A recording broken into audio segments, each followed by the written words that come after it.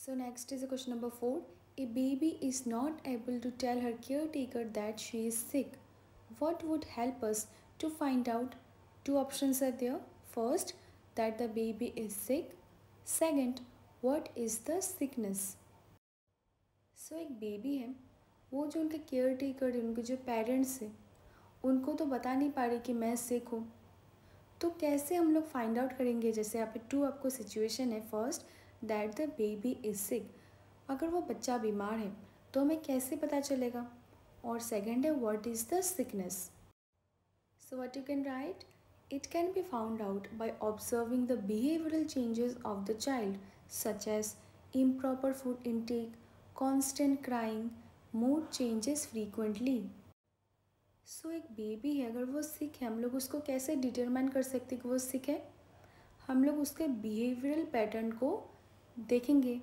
जैसे अगर वो बच्चा कांस्टेंट रो रहा है, या फिर खाना अच्छे से इंटेक नहीं कर रहा है, इम्प्रॉपर हो रहा है इंटेक ऑफ फूड, उसके बाद उसका जो मूड है वो फ्रीक्वेंट उस पर चेंजेस आ रहा है, इससे हम लोग डिटरमाइन कर सकते वो जो बेबी है वो सिक है। उसके बाद पार्ट बी में था what is the sickness. The sickness can be determined with the help of symptoms or indications shown by the child. The symptoms could be loose motion, vomiting, paleness in the body and fever. तो sickness का हमें कैसे पता चलेगा? अगर हम लोग देखेंगे वो बच्चा का कांस्टेंट वॉमिटिंग हो रहा है, या फिर बुखार आ चुका है, फीवर आ चुका है, लूज मोशन हो रहा है, उसका जो बॉडी वो पेल हो चुका है, उससे हम लोग समझ जाते वो जो बेबी है वो सिक है। Okay, so I hope it's clear. So next is the question number 5. Under which of the following conditions is a person most likely to fall sick?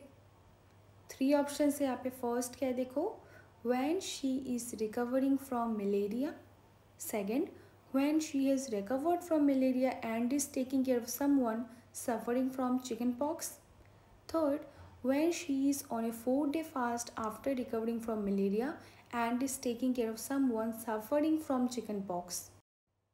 Now, if you guys remember, हमने एक chapter पढ़ा था class 8 में, micro organism friend and फो। उसका knowledge अगर आपको है तो आपको बहुत ही ईजिली इसका आंसर दे पाओगे।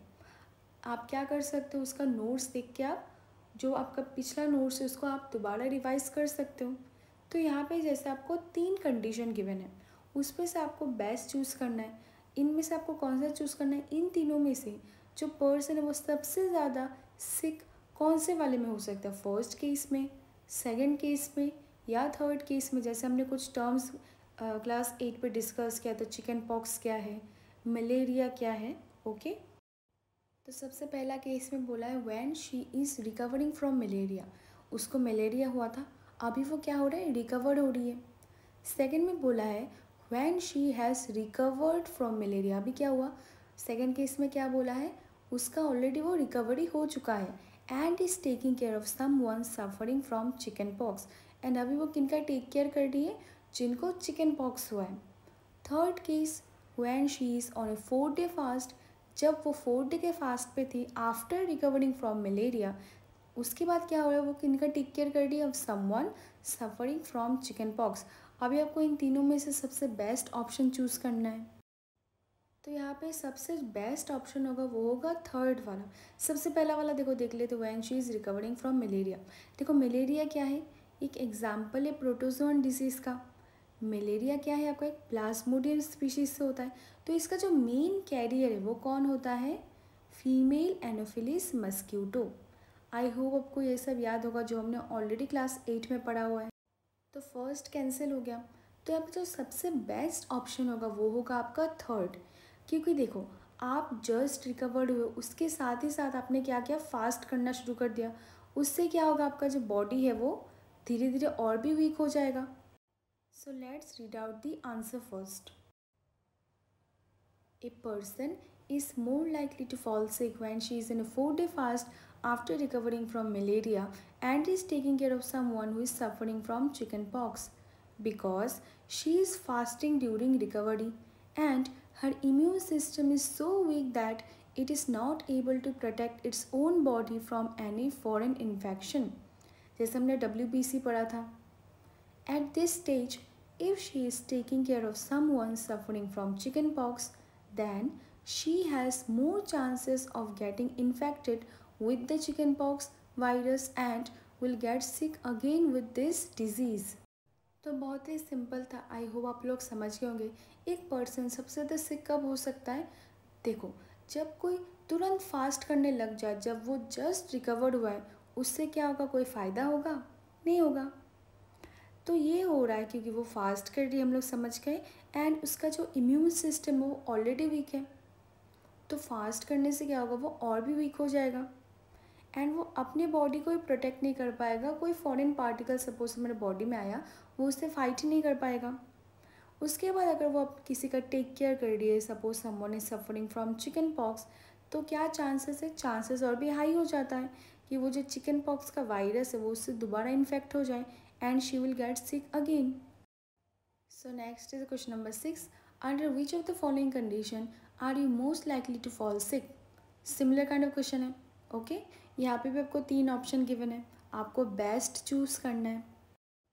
When you are taking examination, when you have traveled by bus and train for 2 days, when your friend is suffering from measles, why?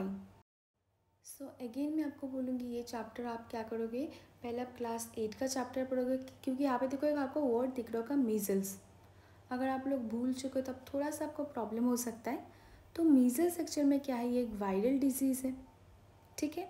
And ये जो मेनली कहाँ पे देखा जाता है? छोटे बच्चों पे, that is it is mainly seen in small children. And ये जो डिजीज़ है वो कैसे स्प्रेड होता है?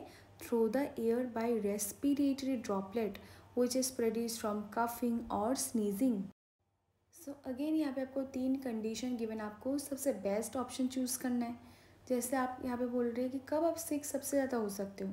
जब आप कोई एग्जामिनेशन दे रहे हो, या फिर आप ट्रैवल कर रहे थे बस और ट्रेन से फॉर 2 डेज़, या फिर आपके जो फ्रेंड है उनको मीज़ल हुआ है एंड वाई। आपको दोनों रीज़न देना पड़ेगा, मीज़ल हुआ है क्यों, आपको कैसे बचना है, सब कुछ everything. Okay, so now let's look at the answer first. A person is more likely to fall sick when their friend is suffering from measles. This is because measles is highly contagious and can easily spread through the air. जैसे अभी मैंने आपको बोला, this highly contagious virus is spread by coughing and sneezing via close personal contact or direct contact with body secretion. जैसे मैंने आपको बोल दिया already. Hence, if a friend is suffering from measles, it is advised to stay away from them to prevent ourselves from getting infected. सो आप सबसे ज़्यादा सिक कब हो सकते हो? अगर आपका फ्रेंड है वो मीज़ल से सफ़र करे तब, क्योंकि देखो मीज़ल क्या है, हमने बोल दिया हाईली कंटेजियस है, वो ईजिली स्प्रेड हो जाता है थ्रू रेस्पिरेशन, दैट इज़ हवा के मीडियम से। दस, अगर आपका फ्रेंड को मीज़ल है, आपको क्या करना चाहिए? उनसे दूर रहना चाहिए, डिस्टेंस मेंटेन करना चाहिए, otherwise you might easily get infected with the disease. सो यहाँ पे ये चैप्टर कंप्लीट हुआ।